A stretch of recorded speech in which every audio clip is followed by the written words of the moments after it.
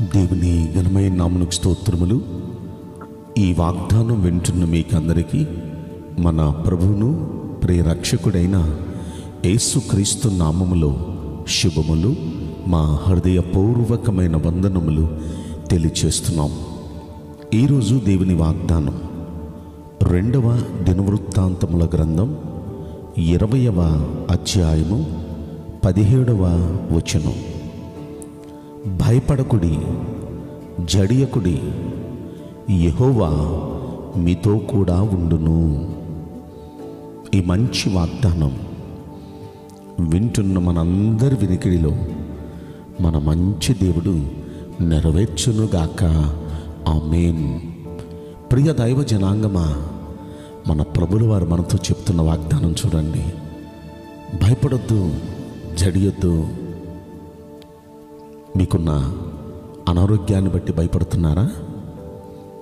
ప్రస్తుతం ప్రపంచవ్యాప్తంగా ఈ కరోనా తాండవాడుతున్న దినాల్లో మీ ఇంటి ముందున్నోళ్ళకి, మీ ఇంటి వెనకున్న వారికి, మీ ఇంటి ప్రక్కనున్న వారికి కరోనా సోకిందనే వార్త మీరు విన్నారు.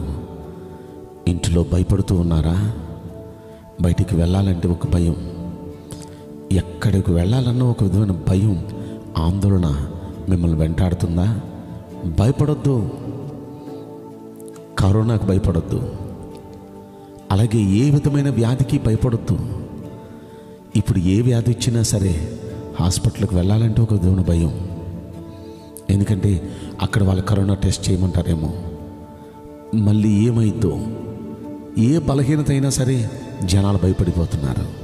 హాస్పిటల్కి వెళ్ళాలంటే ఒక భయం వేసిపోతుంది. ఎందుకంటే హాస్పిటల్లో ఎవరు ఏ బలహీనతతో వస్తున్నారో, కరోనాతో ఎవరిని వస్తారేమో, ఒక విధమైన భయం, ఒక విధమైన ఆందోళన. అనారోగ్యాన్ని బట్టి భయపడుతున్నారేమో. మరి కొంతమంది ఏమో ప్రస్తుతం కర్ఫ్యూ, ఈ కర్ఫ్యూ వల్ల పనులు లేవు, వ్యాపారాలు లేవు, ఉద్యోగం కూడా సరైన పరిస్థితులు లేవు, ఉన్న ఉద్యోగాలు కూడా తీసేస్తున్నారు. చదువుల విషయంలో భయం, ఉద్యోగాల విషయంలో ఆర్థిక పరంగా దెబ్బతినేసి ఈ ఆర్థిక పరమైన విషయాల్లో ఎలా ఖర్చులేమో పెరిగిపోయినాయి, రాబడేమో తగ్గిపోయింది. ఈ పరిస్థితుల్లో ఏం చేయాలి అర్థం కాని పరిస్థితి.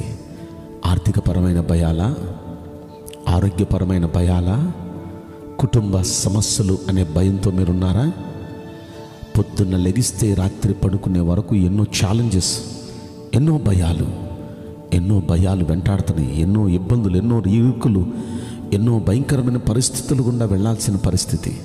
ఎప్పుడు ఏ వార్త వింటామో, ఎప్పుడు ఏ విధంగా బాధించబడతామో, శోధించబడతామో తెలియని పరిస్థితి. ఈ పరిస్థితుల్లో మీరు భయపడుతున్నారేమో. ప్రియ దైవ జనాంగమా, ఈరోజు మన ప్రభుల వారు, మన దేవుడు ఆయన ఇస్తున్న అభయం చూడండి. భయపడొద్దు, జడియొద్దు, యెహోవా మీతో కూడా ఉండును. మన దేవుడు, ఆయన మనతో కూడా ఉన్నారు. మన దేవుడు మనతో కూడా ఉంటే అది ఏదైనా సరే మనకి హాని చేయలేదు. షడ్రక్ మేషక్ అబేద్నెగో కళ్ళ ముందు అగ్నిగుండం ఉంది, కానీ వాళ్ళు ఈ వాగ్దానం నమ్మి మా దేవుడు మాతో కూడా ఉన్నాడు. ఈ అగ్నిగుండం మమ్మల్ని ఏం చేస్తుంది? ఒక ధైర్యం చూడండి. అగ్నిగుండంలో విసిరేస్తున్నా సరే ఆనందంగా దానిలో పడ్డారే కానీ భయపడలేదు. సింహాల గుహలో విసిరేస్తున్నా దానియేలు ఆనందంగా పడ్డాడే కానీ భయపడలేదు, కేకలేదు. అతని ధైర్యానికి గల కారణం అతనికి ఏదో సూపర్ న్యాచురల్ పవర్స్ ఉన్నాయని కాదు, తనతో ఉన్న యెహోవాని బట్టి ఆయన ధైర్యం. భక్తులు, బైబిల్ గ్రంథంలో ఎందరో భక్తుల గురించి మనం చదువుకుంటున్నాం, నేర్చుకుంటున్నాం. ఎందుకు వారందరి చరిత్రలు మనం చదవాలి, తెలుసుకోవాలంటే వారందరూ ఏ విధంగా దేవుని మీద ధైర్యం ఉంచి, దేవుడు వారితో కూడా ఉన్నారనే నమ్మకం ఉంచి, వారు ఏ విధంగా భయంకరమైన పరిస్థితుల్లో తప్పించబడ్డారో, దేవుడిని నమ్మిన వారిని దేవుడు ఏ విధంగా తోడుగా ఉండి వారిని కాపాడాడో, ఇలాంటి సందర్భాలు ఎన్నో మనం చదువుకుంటున్నాం, తెలుసుకుంటున్నాం కదా. వారందరూ ఏ విధంగా దేవుని మీద నమ్మకం ఉంచి ధైర్యంగా ఉన్నారో, ఈరోజున అదే నమ్మకం మనం కూడా ఉంచుదాం. మన దేవుడు ఉన్నారు, ఆయన మనతో కూడా ఉన్నారు. భయపడొద్దు, జడియొద్దు, మన దేవుడు ఉన్నారు. ఇక్కడ ఈ వాగ్దానం అసలు ఎవరి కోసం దేవుడు ఇచ్చారు, ఏ సందర్భంలో ఇచ్చారు అని మనం ఆలోచిస్తే, యెహోషాపాతు రాజు మనందరికీ తెలుసు. ఈ యెహోషాపాతు రాజు మీదకి ఒక్కసారి నలువైపులా శత్రువులు చుట్టుముట్టారు. ఏం చేయాలో అర్థం కాని పరిస్థితి. ఒక విధంగా భయం వేసింది ఆయనకి. ఆయన భయపడ్డాడు. రాసింది లిటరల్లీ 20వ అధ్యాయంలో 3వ వచనంలో, అందుకు యెహోషాపాతు భయం వేసింది ఆయనకి.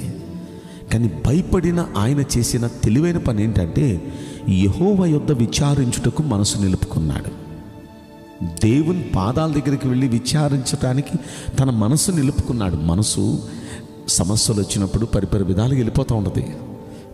కలవరం, ఆందోళన, ఒక విధమైన తొందర. లేదు, ఆయన మనస్సు నిలుపుకున్నాడు.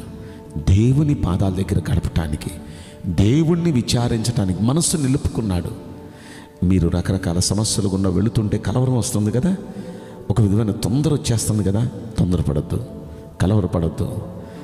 ఆ సమయంలోనే మనసు నిబ్బరం చేసుకోవాలి, మనసు నిలపగలగాలి.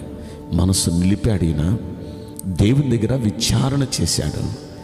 దేవునికి తన సమస్య అంతా చెప్పుకున్నాడండి. ఆయన సహాయం కొరకు వేడుకున్నాడు. అయ్యా, ఈ టైంలో నువ్వే మాకు సహాయం చేయాలని దేవుణ్ణి సహాయం కొరకు ఆయన వేడుకున్నాడండి. ఆ వేడుకోవటం ఎలా వేడుకున్నాడంటే, ఆ కింద వచనాల మీద చదువుకుంటే బ్రహ్మాండంగా చాలా బాగుంటాయి. అందులో ఒక ఫినిషింగ్ నేను మీకు చూపిస్తాను. 12వ వచనం, నా దేవా, నీవు మా మీదకి వచ్చే శత్రువులకు తీర్పు తీర్చవా? మా మీదకి వచ్చి గొప్ప సైన్యంతో యుద్ధం చేయుటకు మాకు శక్తి చాలదయ్యా. వాళ్ళతో యుద్ధం చేయడానికి మాకున్న శక్తి చాలదు, మాకున్న కెపాసిటీ లేదు, మాకున్న సైన్యం సరిపోరు, మా శక్తి చాలదయ్యా. ఏమీ చేయుటకు మాకు తోచట్లేదయ్యా, ఏం చేయాలో కూడా తోచటం లేదయ్యా. మాకు దిక్కు నీవేనయ్యా, నువ్వే దిక్కయ్యా అని ప్రార్థన చేశాడు. ఈనాడు మనకు వస్తున్న సమస్యల్లో కూడా భయం వస్తుంది. ఈ భయంలో దిక్కుతోచని పరిస్థితులు, ఏం చేయాలో అర్థం కాని పరిస్థితులు. అయితే దేవుని పాదాల దగ్గర మనం గడపటానికి ఒక మనస్సు నిలపాలి, కాన్సన్ట్రేట్ చేయాలి. మనస్సు నిలిపి ఆయన దగ్గర సహాయం కొరకు మనం వేడుకోవాలి, అయ్యా అని బతులాడుకోవాలి. ఎలా అంటే, ఈ టైంలో, ఈ పరిస్థితుల్లో ఏం చేయాలో దిక్కు తోచలేదయ్యా, మాకు దిక్కు నీవేనయ్యా, నువ్వు తప్ప వేరే సహాయం మాకు లేదయ్యా, మా ఆధారం మీరేనయ్యా. అయ్యా, దయచేసి మా పక్షాన కార్యం చేయరా, యుద్ధం చేయడానికి మా శక్తి చాలదయ్యా అంటూ మన మీదకి వస్తున్న ఈ సమస్యల మీద మనమైతే చేయలేము, మనమైతే ఏమీ చేయలేము. దిక్కుతోచని పరిస్థితి. దేవుని పాదాల దగ్గర ఇలాగా ఆయన బ్రతిమాలుకొని అలా ప్రార్థించగా దేవుడు అభయమిస్తున్నాడు. యెహోషాపాతు రాజా, ఈ గొప్ప సైన్యాలకు భయపడొద్దు, జడియొద్దు. ఈ యుద్ధం మీరు కాదు, నేను చేస్తాను మీ పక్షాన. అభయం ఇచ్చాడు దేవుడు. అందులో ఒక ప్రవక్త ఉంటే ప్రవక్త ద్వారా దేవుడు అభయం ఇచ్చాడు. అభయమిస్తూ అంటున్నాడు, మీరు భయపడొద్దు, నేను మీ పక్షాన్ని యుద్ధం చేయాలి అంటే మీరు ఎలా ఉండాలి చెప్పిన, మీరు భయపడకూడదు, జడియొద్దు, యెహోవా మీతో కూడా ఉన్నారు. ఎప్పుడైతే ఆ వాగ్దానం చేశారో, ఇక దేవుడు మాతో కూడా ఉన్నారు అనే ధైర్యంతో భయం ప్రక్కన పెట్టేశారు, పిరికితనం పక్కన పెట్టేశారు. ఇక వాళ్ళు పాటలు పాడి దేవుళ్ళు ఆనందించడం ప్రారంభించారు. ఎప్పుడైతే వారు పాటలు పాడి దేవుళ్ళు ఆనందిస్తున్నారు, 22వ వచనంలో దేవుడు యుద్ధం చేసి కంప్లీట్ చేశాడు. ఈ రోజున ఈ వాగ్దానంలో నుండి దేవుడు మనతోనే మాట్లాడుతున్నారు. మన మీదకి వచ్చే యుద్ధాలు, పోరాటాలు మనల్ని మించిపోయినాయి, మనకొచ్చే సమస్యలు మనల్ని మించిపోయినాయి. మనం ఏమీ చేయలేని పరిస్థితి, దిక్కుతోచని పరిస్థితి, మన శక్తి చాలని పరిస్థితి. ఈ పరిస్థితిలో దిక్కు నీవేనయ్యా, ఈ పరిస్థితుల్లో సహాయం నీవేనయ్యా, నీ వైపే చూస్తున్నామయ్యా అని మనస్సు నిలిపి, భయం ప్రక్కన పడేయండి, మనసు దేవుని మీద నిలిపి దేవుని దగ్గర ఇలా బ్రతిమాలుకుంటూ మనం ప్రార్థన చేస్తే మన దేవుడు మనతో కూడా ఉన్నాడనే నమ్మకం మనం ఉంచితే ఖచ్చితంగా మన పక్షాన మన యుద్ధం ఆయన చేసి, మన సమస్య పైన ఆయన యుద్ధం చేసి గొప్ప విజయాన్ని మనకిస్తాడు. ఈ వాగ్దానం వింటున్న ప్రతి ఒక్క కుటుంబం పక్షాన మంచి దేవుడు ఉన్నారు నమ్మండి, మనతో కూడా ఉన్నారు నమ్మండి, మీతో కూడా ఉన్నారు నమ్మండి. ఆయన మన పక్షాన యుద్ధం చేస్తారు, మన సమస్యలన్నిటిపైన మనకు విజయం ఇస్తాడు. నమ్ముదాం. అలా నమ్మికతో మనం ప్రార్థన చేద్దామా? నేను మీకోసం ప్రార్థన చేస్తాను. పరిశుద్ధుడా, ప్రేమగల యేసురాజా, మీ పరిశుద్ధ బంగారు పవిత్రమైన నామమునకు నిండు మనసుతో కోట్ల కొలదిగా స్తుతులు, స్తోత్రములు, వందనాలు చెల్లిస్తున్నాం. ఈ ప్రశస్తమైన ఈ సమయాన్ని బట్టి, ఎంతో ఆసక్తితో ఈ వాగ్దానాన్ని వింటున్న మీ ప్రియభక్తులను బట్టి మీకు స్తోత్రములు అయా. రకరకాల భయాలతో ఆందోళనతో ఉన్న నీ ప్రజలతో ఈరోజు మీరు చక్కగా ప్రభువా ఒక ధైర్యం చెబుతూ నేనున్నాను మీతో కూడా, ధైర్యంగా ఉండండి, భయపడొద్దు, జడియొద్దు అని మీరు చెప్తున్నారు.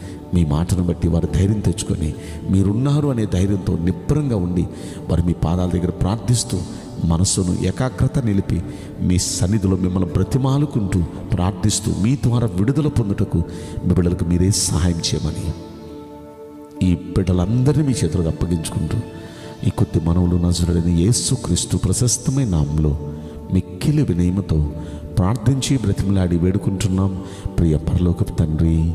ఆమేన్. May God bless you all. Thank you.